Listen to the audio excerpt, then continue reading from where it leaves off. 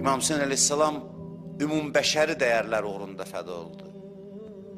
İmam Hüseyin əleyhissalam milli dəyərlər, hansısa bir millətin dəyərləri uğrunda, hətta bir dini dəyərlərin də fövqündə insani dəyərlər, insanlıq uğrunda canını fəda elədi.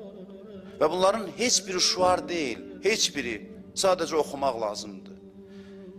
Bir adam bir şeyin uğrunda şəhid olubsa artıq şuar deyil, bu reallıqdır, bu həqiqətdir.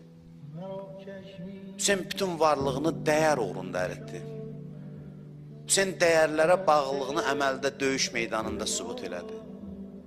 Hüseynin meydanı döyüş meydanı deyildi sırf. Hüseyin bir çadır şəhərciyi qurdu Kərbəlada. Və dünyaya göstərdi ki, din hansı dəyərləri yaşadır. Praktiki İmam Hüseynin qurduğu çadır şəhərciyi Kərbəla çölündə bir yaşam modeli idi.